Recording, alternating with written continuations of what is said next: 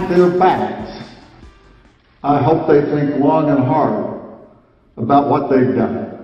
I hope they think long and hard about how words can injure and hurt other people.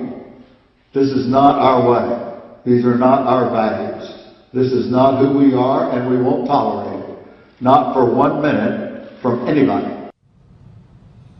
All right, ladies and gentlemen, you're all aware of the video that was shot on a bus, a sorority, a fraternity, and what they were chanting and what they were singing, or the N-word, etc., hanging blacks from trees were included in it for good measure, I guess. And of course, that was closed down. The fraternity was closed down, the campus branch of it, and as a result, we've had expulsions from the university. Joining us now is Michael Meyers, President and Executive Director of the New York Civil Rights Coalition and columnist for the New York Daily News. All right, great to see you as always, my friend. Good seeing you. All right, so do you believe that expulsion is a proper punishment for this No, we're living in an age of paternalism. How dare this president of a public university? He is a governmental official. Didn't he ever read the First Amendment to the United States Constitution? We have a First Amendment. That means racist speech, contemptible speech, vile speech is protected under our Constitution. He doesn't get to punish students for their odious speech. He doesn't get to do that. He has to be challenged. He has to be contested. Now, let me say also that I was shocked that black students in particular. Oh, we feel so hurt. You had to go and aggressively, affirmatively watch the video. This was not something that was on campus, but this was an off-campus event. This was a group of students on a bus with their own merriment and racist code words and things like that. But people get to express themselves as they please. But if this was on campus, or if this was in a classroom, where even one guy did this, not a whole chorus singing it, would expulsion be the answer then? Look, no. Look, I can't talk about in this short period of time about classroom situations because professors have ways of making sure that it is a discussion and that it's not disruptive. No, I'm just trying to gauge from you what would warrant. What I can say to you is that the courts have been unanimous in striking down campus speech codes and campus and other restrictions on speech on campus.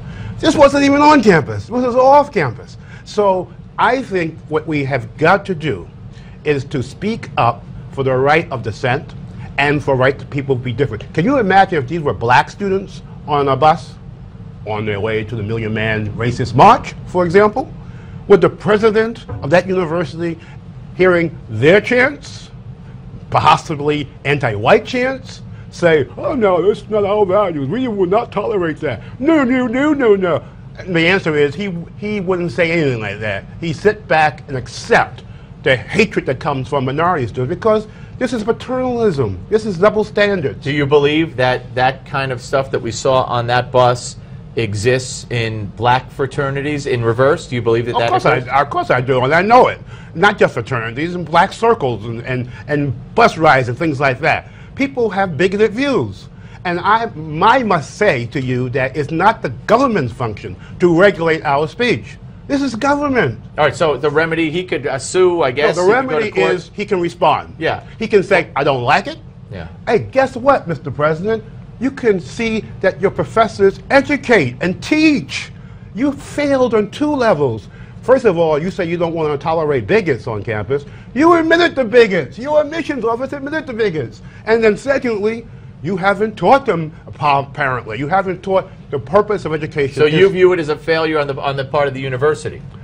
Yes, it's a part of the university on every level, including the nerve, the audacity of this guy to say that we value tolerance, but we don't tolerate racist speech when the Constitution does. So in fact, I don't want to put words in your mouth, but do you feel then that it should be the president who goes? You don't have to put words in my mouth. I'm asking you. I say we're the board of trustees. We're the governor of the state. Again, it's a public university.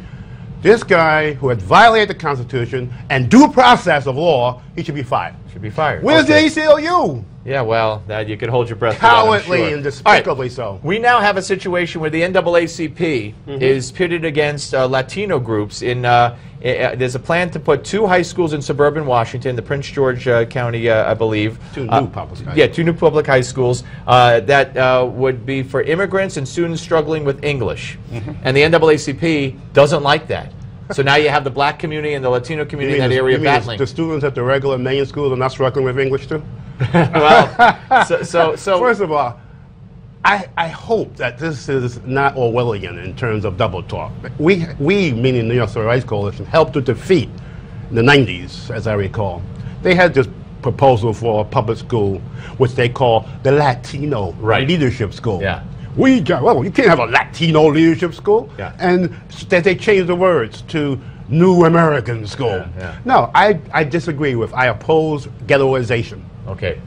Sir, always great to talk to you. Michael Meyers, ladies and gentlemen. And when we come back, we're going to have former Arizona County Sheriff Richard Mack.